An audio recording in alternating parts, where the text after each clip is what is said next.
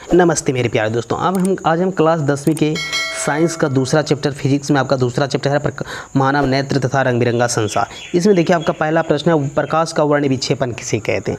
देखिए जब कांच का प्रिज्म से प्रकाश का पुंज गुजरता है तो यह 7 रंगों में बट जाता है जिसे प्रकाश का हम लोग वर्ण विक्षेपण कहते हैं। इन 7 रंगों में बैगनी होता है, हल्का नीले होता है, नीला होता है, हरा होता है, पीला होता है, ऑरेंज होता है और लाल वर्ण होता है। क्रम में व्यवस्थित प्राप्त होती है व्यवस्था से। यह सभी रंग अलग अलग कोनों पर मुड़ते हैं।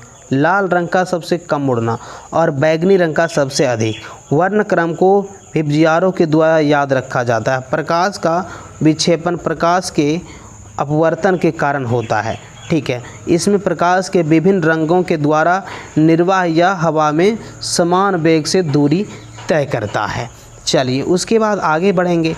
उसके बाद आपका दूसरा प्रश्न आता है, जरा दूरदृष्टता तथा दीर्घदृष्टता में अंतर बतलाना है आपको। देखिए तो इसमें दोनों स्थितियों में नज़दीक वस्तु को ना देख पाना तथा अभिनेत्र लेंस के अधिक फोकस दूरी के कारण होता है। दीर्घ दृष्टि दोष में क्या होता है, अभिनेत्र लेंस के बीच में पतला हो जाता है या नेत्र गोलक क्या होता है, छोटा हो जाता है। यदि दस्त पक्षमाभि पेशियों के द्वारा कमज़ोर पड़ जाने से वह लेंस की फोकस दूरी कम नहीं कर पाते हैं और इसी दोष को हम लोग जरा दृष्टि दोष कहते हैं।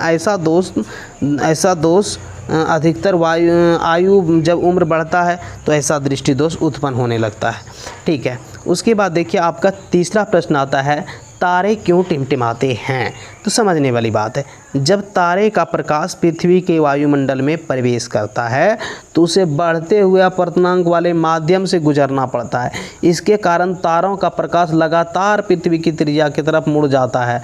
माध्यम के अपवर्तनांक के अनियमित उतार चढ़ाव होते रहता है, जिसके कारण कि तारों का प्रकाश कभी हमारे आँखों तक पहुँचता है तो कभी नहीं पहुँचता है। इसके कारण तारे टिमटिमाते हुए प्रतीत होते हैं। चलिए उसके बाद आपका चौथा प्रश्न आता है, स्वच्छ आकाश का रंग हमें नीला दिखाई पड़ता है जबकि इस अंतरिक्ष यात्री को यह काला दिखाई पड़ता है। कारण क्या है। देखिए कारण है, सूर्य का प्रकाश जब वायुमंडल में प्रवेश करता है तब प्रकाश प्रकिरणित हो जाता है और लाल रंग का प्रकिरणन सबसे कम होता है जबकि नीले रंग का प्रकिरणन सबसे ज़्यादा होता है।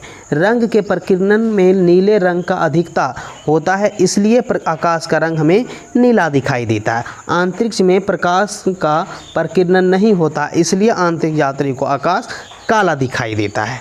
ठीक है, चलिए उसके बाद देखिए आपका 5वां नंबर प्रश्न आता है, रेलवे के सिग्नल का प्रकाश लाल रंग का ही क्यों होता है। तो समझने वाली बात है। देखिए रेलवे के सिग्नल में लाल रंग का प्रयोग इसलिए किया जाता है क्योंकि लाल रंग का प्रकिरणन सबसे कम होता है और लाल रंग अधिक दूरी से भी साफ साफ दिखता है, देखा जा भी सकता है। चलिए उसके बाद 6ठा नंबर आपका प्रश्न आता है, दृष्टि दोष क्या है, यह कितने प्रकार का होता है। देखिए सामान्य मानव नेत्र द्वारा 25 सेंटीमीटर की वस्तु को स्पष्ट देख पाता है। जब इस स्पष्ट दर्शन की न्यूनतम दूरी पर वस्तु को स्पष्ट नहीं देख पाता है तो कहा जाता है कि नेत्र दृष्टि दोष है। ठीक है, दृष्टि दोष से ग्रसित है। यह 4 प्रकार का होता है। एक निकट दृष्टि दोष, दीर्घ दृष्टि दोष जिसको हम लोग दूर दृष्टि दोष कहते हैं, उसके बाद जरा दृष्टि दोष, फिर अबिंदुकता, यानी ये 4 प्रकार का दोष होता है मानव नेत्र में।